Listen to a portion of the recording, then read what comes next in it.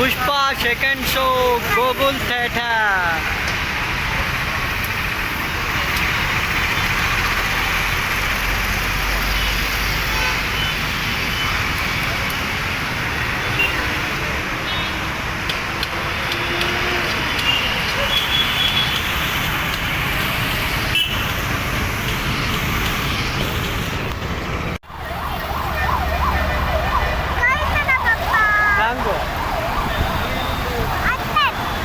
मारदालते हो ना मारदालते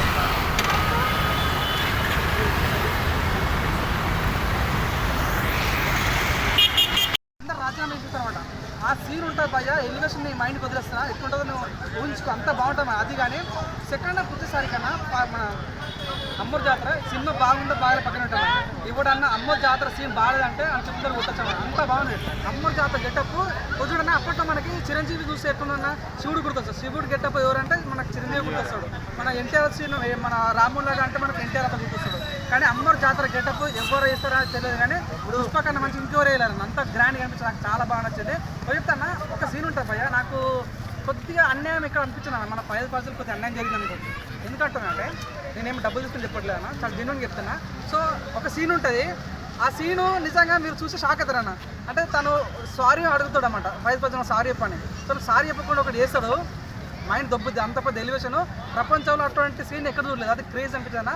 లాస్ట్లో అన్న సెకండ్ హాఫ్లో ప్రీ క్లైమాక్స్ ఒక సీన్ ఉంటుంది, ఒక్కొక్కటికి అలక లేపేస్తాడు. ర్యాప్ ఉంటుంది పైన, నిజంగా చాలా బాగుంటుంది. అది కానీ బ్యాక్గ్రౌండ్ మ్యూజిక్ చెప్తా, ఆయన కుక్కర్ కొట్టే మొత్తం బ్యాక్గ్రౌండ్ మ్యూజిక్ చాలా క్రేజ్గా చాలా ఎన్ని ఉంటాయి. కొన్ని బ్యాక్గ్రౌండ్ మ్యూజిక్ అయితే అరే ఏంద్రా సినిమాని దాటిపోతే సినిమాని మించిన బ్యాక్గ్రౌండ్ మ్యూజిక్ అన్న ఫీలింగ్ వస్తుంది. కొన్ని సీన్స్ ఇక్కడ కళ్ళ మీద పడుతుంటాయి, అంత కొత్త ప్రపంచంకి వెళ్ళిపోయిన ఫీలింగ్ పడుతుంది. నాకైతే చాలా బాగా నచ్చింది. సినిమాకి చాలా ప్లస్ ఉన్నాయన్న. డైరెక్షన్ కానీ ఒకటి శ్రీవల్లి గురించి చెప్పాలన్న. శ్రీవల్లి మన ఫస్ట్ హాఫ్లో అరే ఈ మెయిన్ పాటలకి పరిమితం అనుకుంటే, సెకండ్ హాఫ్ వచ్చిన తర్వాత తన పర్ఫార్మెన్స్ ఉంటుంది. చాలా మంది చూసి అక్కడక్కడ శ్రీవల్లిని పుష్పట్టులో లేపేస్తారు. శ్రీవల్లిని ఎవరు లేపలేరు, శ్రీవల్లి బతికే ఉన్న సినిమాలో. ఇది తీసుకు ఇంకోటి ఇంకోటి కేశవ వెన్నుపోటు వస్తాను, కేశవుడు వెన్నుపోటు ఏమోరు సినిమా చూసి కామెంట్ పెట్టండి. ఈ సినిమా చూడక ముందునే శ్రీవల్లి చచ్చిపోయింది, కేశవ వెన్నుపోటు వచ్చినాడు, సినిమా చూడాలని మక్కువ దొరకదా. ఒకటి చెప్తాను, నాకు బాగా నచ్చింది శ్రీవల్లి యొక్క అంటున్నా. వాళ్ళని చూస్తుంటే నిజంగా భార్య భర్తలు మా ఫీలింగ్ కలిగిన అంత ఇమిడిపోయారు సినిమాలో, చాలా బాగుంటుంది. రొమాన్స్ ఎక్కువైపోయింది, ఫ్యామిలీ ఆడియన్స్ చూడలేకపోతున్నారు అని అంటారు, మీరేమంటారు అన్న? ఒక్క చెప్తా, ఒక ఫీలింగ్ సాంగ్ అన్న, ఆ ఫీలింగ్ సాంగ్ కూడా జస్ట్ కొద్దిగా రొమాన్స్ ఉన్నట్టు ఉంటుంది. కానీ దానికి చేసిన choreography Shekhar master hats off. ఎంత ఈ సాంగ్స్ మన కిసిక్ సాంగ్ కానీ, ఆ ఫీలింగ్ సాంగ్ కానీ, సాంగ్ కానీ, ఫీలింగ్ సాంగ్ మాత్రం ఇచ్చి పడేసారు భయ. మన శేఖర్ మాస్టర్ కొరియోగ్రఫీ తన మార్క్ కనిపించింది ఆ కొరియోగ్రఫీలో. చాలా చాలా ఇన్నోవేటివ్గా డిఫరెంట్గా అనిపించింది. నాకు చాలా నచ్చింది ఆ ఫీలింగ్ సాంగ్ అని. ఇక్కడ కామెడీ సీన్ చెప్తాను కదా, ఇప్పుడు విలన్ కొట్టింది హీరో, విలన్ డిస్కస్ చేస్తారన్నమాట. అరే నేను కొట్టింది ఎవడు అంటే పుష్ప అంటే, ఓ షిట్ పుష్పనా పుష్పనా పుష్పనా అంటే పుష్ప పుష్ప పుష్ప సాంగ్ వస్తుంది. ఇది క్రేజీ అనిపిస్తుంది. ఇంకోటి అంటే మన విలన్తో ఫోటో దిగుతుండడం కిసిక్ సాంగ్ వస్తుంది, కిసిక్ సాంగ్ చేస్తారు అప్పుడే. అసలు డిఫరెంట్, అసలు తన డైరెక్షన్కి ఆ ఇన్నోవేటివ్ మైండ్కి యాక్సెప్ట్ అని చెప్పొచ్చు అన్న. ప్రతి ఒక్క సాంగ్ చెప్పదు, క్లైమాక్స్ అయితే ఊర మాస్ అన్న, చాలా చాలా బాగా నచ్చింది. చెప్తున్నా బాహుబలి ఇక్కడ బద్దలు కొట్టాలన్న, దంగల్ ఇక్కడ బద్దలు కొట్టాలన్న, నాన్ బాహుబలి ఇక్కడ బద్దలు కొట్టాలన్న. ఏకైక సినిమా పుష్ప 2. సెకండ్ హాఫ్ కదలేదు, ఒక అన్న కూతురు మీద వెళ్ళిపోయింది, ఆ లైన్ నచ్చలేదని కొంతమంది అంటారు, మీరేమంటారు? ఒక చెప్తానా, ప్యాన్ ఇండియా సినిమా ఏసమైనా సరే మన కేజీఎఫ్ మొత్తం వైలెన్స్ ఉంటుంది. దాంట్లో ఎక్కడ కూడా మనకు ఒక రొమాన్స్ కానీ ఒక సెంటిమెంట్ అంటే అంత డీప్ ఉండదు. ఈ సినిమాలో మా సినిమా అయినప్పుడు కూడా డాన్స్ వేయమా డాన్స్ ఇరుకు, ఫైట్ వేయమా ఫైట్ ఇరుకు, రొమాన్స్ వేయమా రొమాన్స్ ఇరుకు, అన్ని ఇరుకుంటాయి అన్నమాట.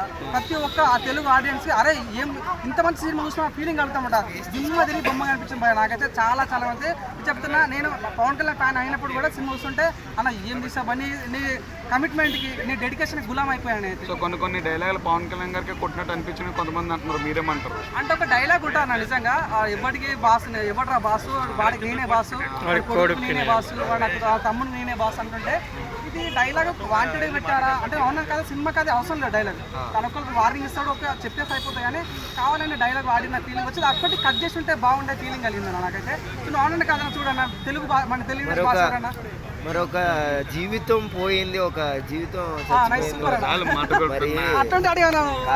ఈ ఇయర్ బెస్ట్ మూవీ, ఈ ఇయర్ లాస్ట్ ఎండింగ్ లో బెస్ట్ మూవీ. అవును 100% చెప్తున్నా. ఏదో చెప్తున్నా 10 తరాల వరకు సినిమా గుర్తుండిపోయేలా ఉంటుంది అన్న. ప్రతి ఒక్కరు కూడా చెప్తా. నాకు అప్పట్లో అనిపించింది నా దేశ భాషలను తెలుగు లెస్స అంటే దాని మీనింగ్ అర్థం కాదు, కానీ ఈ రోజు నాకు అర్థమైంది నిజంగా తెలుగు చచ్చిపోయాడు కదా, చచ్చిపోయిన ఒక ఫ్యామిలీ గురించి నువ్వే సంధ్యా థియేటర్ అయితే చెప్తాను గురు, నేను ఓపెన్ గా చెప్తాను.